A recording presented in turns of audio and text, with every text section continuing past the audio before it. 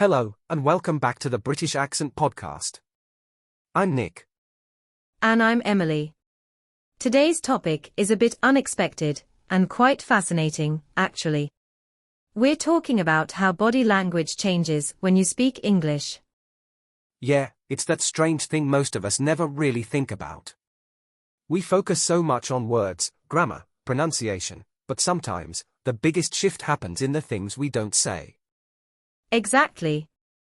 The tone of your voice, how you use your hands, the way you smile or look at someone, all of that tends to shift subtly, or sometimes dramatically, when you switch to a new language. And we've both seen this with learners, haven't we? Someone speaks in their native language, confident, expressive, relaxed, but in English, suddenly their posture changes, their hands go stiff, their face kind of flattens.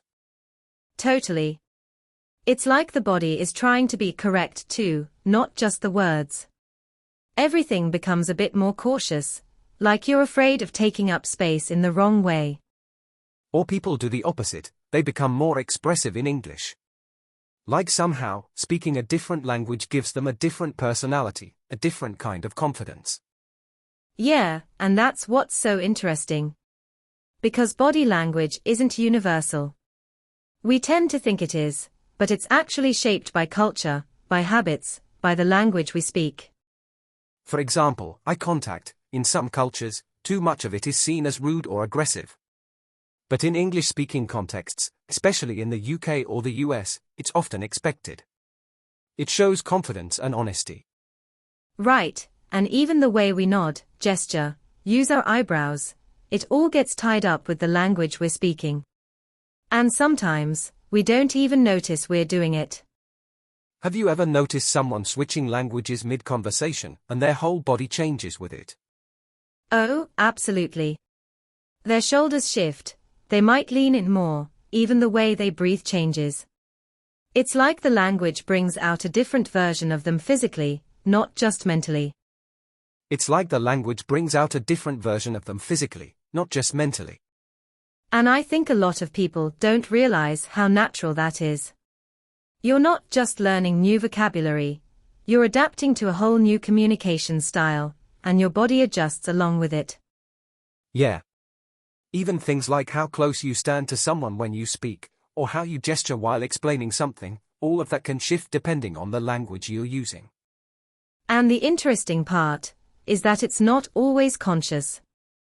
Like, no one teaches you in class, in English, use your hands more. But somehow, with enough exposure, your body starts picking up on those cues. It's kind of like shadowing, isn't it? Not just repeating words, but unconsciously copying the facial expressions, hand movements, head tilts, all the unspoken parts of communication. Yeah, and that's why watching native speakers is such a powerful part of language learning. Not just listening to the words, but watching how they speak, how their face moves when they're excited, how they lean back when they're joking, all those subtle things. And I think learners sometimes feel a bit awkward doing that, like they don't want to come across as fake or overly animated. But really, you're just training your body to match the rhythm of the new language. Exactly. It's not about pretending, it's about adapting.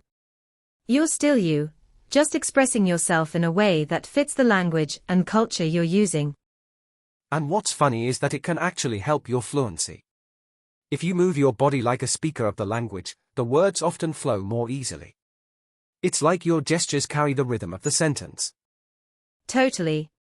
I've seen learners who were struggling to speak clearly, but once they let go of the stiffness, once they allowed themselves to move naturally, their speech became smoother.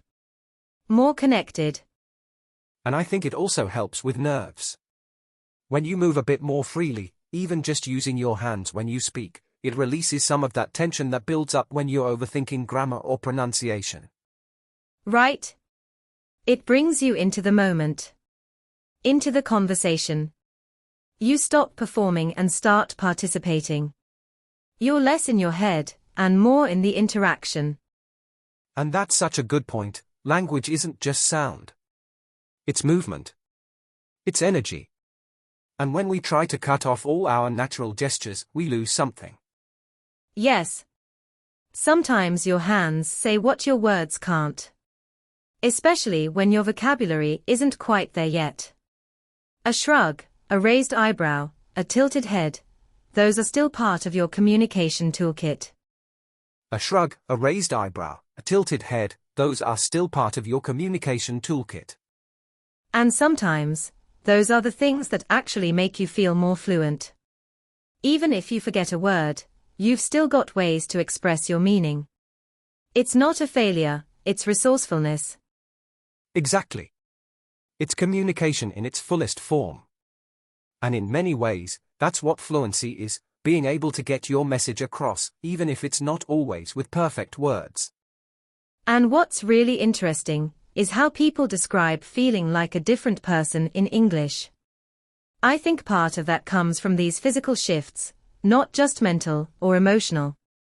Yeah, when your body moves differently, your sense of self starts to move with it. You might feel more reserved in one language, more confident in another. And it's not just about grammar, it's posture, eye contact, your entire physical presence. And that can be really freeing, actually. Some people find it easier to express emotion in English than in their native language. Maybe because they feel less judged, or because the emotional distance gives them permission. Yeah. There's less emotional baggage sometimes. So you experiment more, not just with words, but with tone, with expression. And your body language becomes a way to explore new parts of yourself. Which is beautiful, really. Language becomes not just a skill you're learning, but a mirror. You see different versions of yourself reflected in how you move, speak, and connect. And I think it's okay to lean into that. To let your English self be slightly different, not better or worse, just different. More open, more playful, more expressive, whatever feels natural. Yes, and that includes how you move. Let yourself use your hands. Let your face react. Let your shoulders relax. Those are all signs that you're not just speaking English, you're living in it. And the more you live in it, the more natural it becomes. Not just the words, but the feeling of English. How it sounds, how it flows, how it lives in your body. So if you ever feel stiff, or like your English feels off, try checking in with your body. Are you tense? Holding your breath? Sitting too still? Maybe your words are just waiting for your body to join in. Maybe your words are just waiting for your body to join in. That's such a good way to put it. Because when we feel stuck in our speech, we often think it's a vocabulary issue, or that our grammar's not good enough, but sometimes, it's just that we're holding back physically. Yeah, like we're trying to be invisible while speaking. Small voice, no gestures, no expression. Almost like we're apologizing for taking up space in the language. And that's such a tough way to learn. Because when you shrink your body, you shrink your presence, and your words end up sounding uncertain, even when you do know what you're trying to say. Right. But when you allow your body to move, even just a little, you send a message to yourself and others, I belong in this language. I have a right to be here. And it's not about performing or pretending to be someone else. It's about feeling more grounded in the version of you that exists in English. Yeah, showing up in a way that feels true. And for some people, that means becoming more expressive. For others, it might just mean letting their hands move a bit when they talk, or relaxing their shoulders so they can breathe easier. Or making eye contact, even if it feels awkward at first. That tiny shift can change the whole energy of your interaction. You go from feeling like a student being tested, to just a person having a conversation. Exactly. And that's what learning a language is about, really. Not impressing people, not being perfect, just connecting. And connection happens with your whole self. Not just your words. So, the next time you're speaking English and you feel blocked or nervous, try noticing your body. How are you sitting? Are you frozen? Are you tensing your face without realizing it? And if you are, it's okay. Just take a deep breath, soften your shoulders, let your hands move a bit. Give yourself permission to inhabit the language with your full presence. Because when your body joins the conversation, English becomes less of a performance and more of a felt experience. Because when your body joins the conversation, English becomes less of a performance and more of a felt experience. And I think that's when fluency starts to feel real, not just when you know more words, but when you're inhabiting them. Letting them move through you, not just out of you. Yeah. It becomes less about remembering the next word and more about flow. It's like you're finally swimming, not just trying not to drown. And that flow doesn't come from forcing yourself to speak perfectly. It comes from relaxing into the moment, from allowing yourself to move and speak in sync. Which means that sometimes, the best thing you can do for your English isn't to study more, it's to move. To stretch. To gesture freely while you talk to yourself in the mirror. To speak while walking around the room. Yes. To speak with your hands, your face, your eyes, not just your mouth. It brings the language to life. It makes it yours. And there's no one correct way to do it. Your body language in English doesn't have to match some ideal image. It just has to feel honest for you. Maybe that means becoming more animated.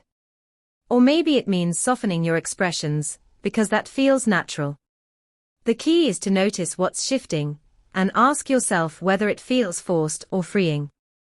And honestly, there's something powerful about realizing that your communication skills are already much stronger than you think. Even before you find the right word, your body often knows how to speak. That's such an important reminder. Because learners often beat themselves up for every grammar mistake, but forget to celebrate the fact that they made themselves understood. Which is the whole point, really. It's not about being technically flawless, it's about being seen, being heard, being felt. And a raised eyebrow or an open hand can sometimes speak volumes. So next time you're speaking English, try to notice the silent parts of the conversation. The little nods, the shared smiles, the way someone leans in when you speak. Those are all signs that connection is happening, even if your grammar isn't perfect. And notice your own movements too. Are you holding back? Or are you letting your body express what your words can't quite say yet? Because when language becomes something you live in, not just something you study, that's when the magic starts to happen. Because when language becomes something you live in, not just something you study, that's when the magic starts to happen. And I love that you said live in, not just use. Because when you live in a language, your body doesn't sit on the sidelines. It joins you. It learns the rhythm, the pauses, the playfulness. Yeah, it's like learning a dance, isn't it? At first, you're focused on getting every step right. But eventually, you stop counting. You start feeling it. And your whole body just knows where to go next. That's such a good analogy. Because with English, or any language, at first, everything feels mechanical. But with time, it gets more fluid. More embodied. And I think sometimes, learners need permission to move while they speak.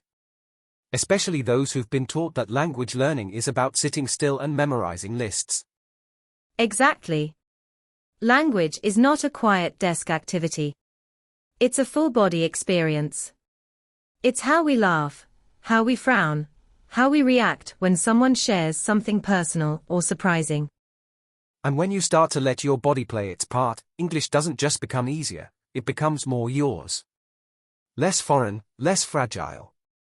More familiar. More alive. And that doesn't mean pretending to be someone you're not. It just means noticing how English feels in your body. Does it tighten you up? Or can you let it soften you? Can you let it open you? Help you take up space in a room? Let you hold eye contact a little longer, not with more intention, gesture when words run out. Those tiny things matter so much. They change how you're perceived, and how you feel inside the conversation. It's not about performance, it's about presence. That's the word, presence. Fluency isn't just verbal skill. It's about showing up fully in a conversation, body, voice, energy, all in sync. And for learners listening, maybe that's the shift that needs to happen. Less focus on the correctness of every sentence, and more on being fully present when you speak. Yes, even if that means making mistakes. Even if your accent shows. Even if you pause or search for a word. If your presence is strong, your message will land. And body language supports that presence. It grounds you. It reminds the people you're talking to that you're here, not just as a learner, but as a whole human being with something to say. So, if you've been focusing only on the words, maybe today's a little reminder that your body is also part of your English journey. It's not separate, it's connected. And that connection is what makes communication human. It's not just about what you say, it's about how you show up when you say it. Your presence, your gestures, your pauses, they all speak, even in silence. So don't be afraid to move. To look someone in the eye. To let your hands help you speak when the words feel far away. Because fluency isn't just in your mouth, it's in your shoulders, your smile, your breath. It's in your whole self. Thanks so much for being with us today. We hope this conversation helped you see your learning from a new angle, one that's not about perfection, but about connection. This was the British Accent Podcast, and we'll be back soon with more gentle, honest talks to support your journey, not just as a language learner, but as a communicator, a thinker, and a person. Until next time, stay kind to yourself, and keep showing up. You're doing better than you think.